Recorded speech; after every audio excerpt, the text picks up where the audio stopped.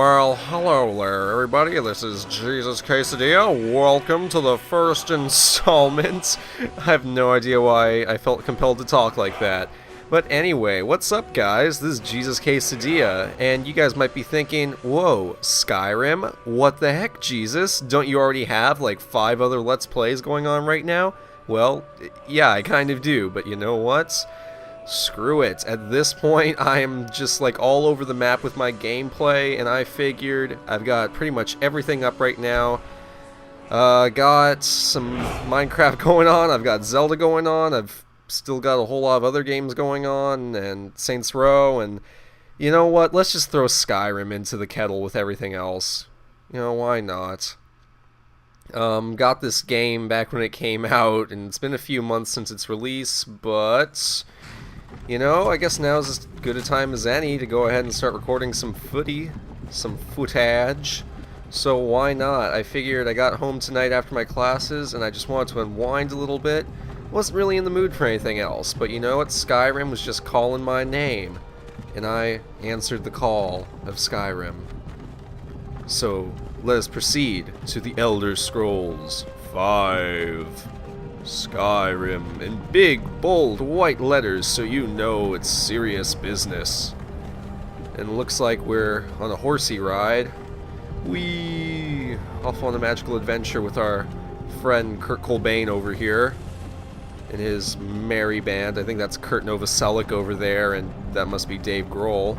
Hey, you're finally awake. Yes, I am.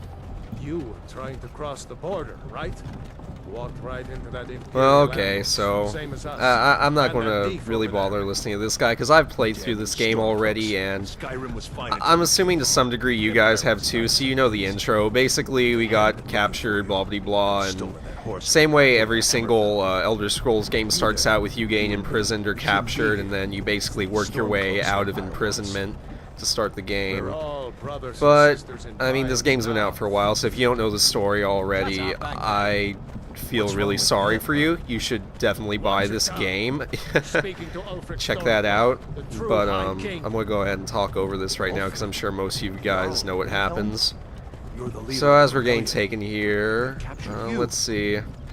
So like I said, I just got back from my classes. I had such an incredibly tiring day, and I don't know, it's just one of those really weird days. Everyone acted really weird when I was at my university. For those of you who don't know, I actually go to the University of Hawaii over on the Big Island over in Hilo. For those of you guys who don't know, most of you guys are probably from the mainland, or maybe you guys aren't even from the mainland. You guys might be from a different country altogether. But the cool thing about Hawaii is it's pretty chill, it's pretty relaxed, but today was just a really weird day for some reason, and I don't know, I got off to a weird start and I never really bounced back from it. My teacher actually canceled the first class I was supposed to have today, and it just threw off my whole schedule. I don't know, it was just weird. So I need my Skyrim to fill in the end of my day, make it enjoyable. Because I have classes from 11 a.m. till 8 p.m. at night, and that's straight through with no breaks. So, I mean, when I get home at 8, I tend to just kick back and play some video games until I crash. So, with the rest of the weekend ahead of me, I thought, hey, let's kick it off with some Skyrimage. And that sounded really dirty. I take that back. No Skyrimage. That was really perverse. Excuse me. Boop-a-doo. Why? I want to watch the soldiers. You're not allowed. Get back inside, kiddo. This game is rated M. Maybe when you're 18 you can play.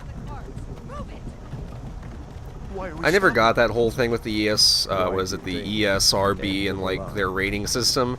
Well, okay, I shouldn't say that. I mean, I understand the point behind it, but they definitely don't do that great a job of rating games. In terms of some of the games that are rated M, and I know plenty of people who are completely capable of playing games that are rated M, and they're in their early teens, and You know, it's more about the individual, I've always thought, and that the rating system, the ESRB thing, it doesn't really help that much, because either, like, as a kid, you're either going to be able to handle mature content or you're not. It has nothing to do with your age, it's how you were raised and that sort of thing. So you could have someone who's 17 and probably a whack job and shouldn't be playing any kind of video games.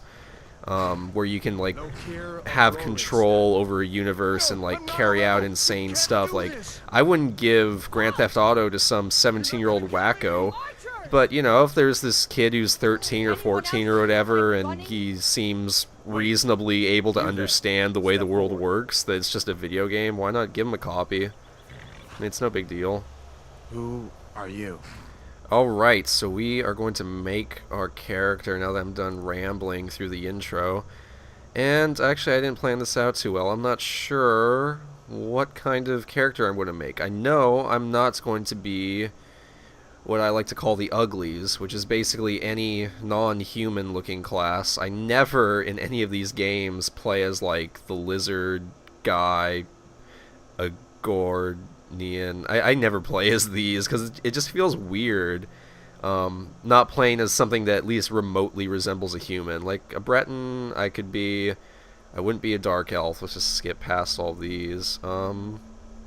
Actually, the one thing I haven't tried, which I would like to, is a red guard. Yeah, I think I'm gonna go ahead with a red guard, see how this guy plays out.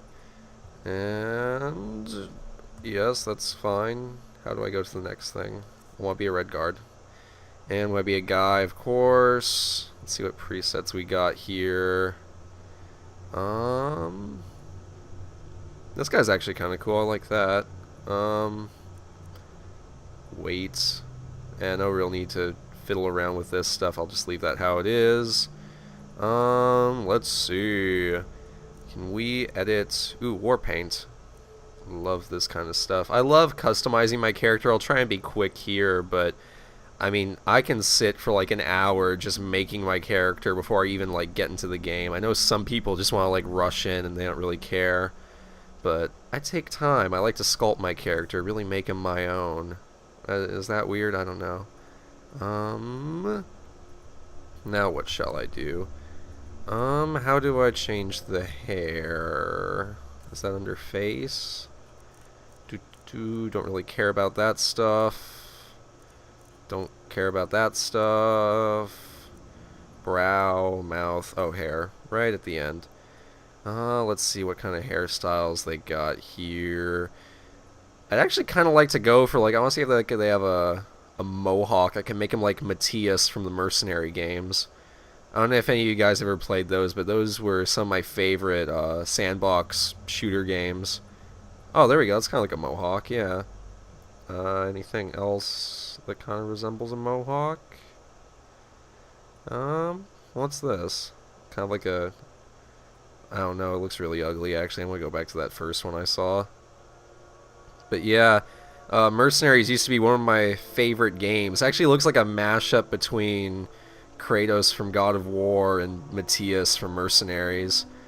But I played that game a heck of a lot on the PlayStation 2, and yeah, just keep his facial hair the same, and whoa, that looks really messed up. I think black is probably the most suiting color for him. I think that looks just dandy. Okay, I think we are done with this guy. Now, what are we going to name him? I could go just, you know, the boring old route, but let's make it something that would actually fit in with the universe. So, I want something that sounds kind of Nordic, a little bit, kind of medieval sounding. So, Jesus Arath Nagar. Jesus Arath Nagar. Alright, that's as good a name as any I'm going to come up with, so we are now Jesus Arath Nagar. What are you doing here, Redguard? You a sellsword? But yeah, like I was saying, Mercenaries, that's another game that, What should we do? I'm trying to remember who made that. I think it was Pandemic Studios. I think they're the same guys who made The Saboteur, which is a game that came out not too long ago on the Xbox 360 and the PS3, I think. And I just love that kind of like open world, third person kind of action-y gameplay. It's kind of like Grand Theft Auto a little bit, but I find that it was a little bit more focused. A little bit more focused. And I don't know, there's something about the gameplay that I really enjoyed. The original Mercenaries was really fun because you had the deck of 52, and basically it was most FBI's most wanted list type thing of 52 world criminals, and you could like capture like different levels. So you might have like the 2 of clubs, and he's kind of like a low tier, like just run-of-the-mill thug, and then you have to work your way up to like the face cards. So you get the Jack of clubs and the Queen of clubs until you finally go after the 4 aces. And just the way that game built up was really epic. You like start out with just like, you know, basic machine guns and stuff, and then by the end of the game you could drop like a nuclear bomb practically. It was really insane, but a whole lot of fun. Second game was kind of glitchy. I wasn't a big fan of Mercenaries 2, but I thought it was still fun. But for me, the first Mercenaries definitely is the better of the two, if I were to recommend one. I mean, you never know. Maybe once I start to sort through some of my Let's Plays, I can actually play another one. I might consider doing Mercenaries as a Let's Play at some point. Yeah, and I was just completely talking while that guy got decapitated. That was kind of rude of me. Okay, so we got the Death of the Stormcloaks thing going on, so you have these two, like, rivaling factions. And we're actually going to get a chance to choose who we align with, whether it's the Stormcloaks or not. And it's basically based on what side of the civil war that's going on we want to take a part of. If we kind of want to be on like the rebel side, or if we want to be on the Empire side.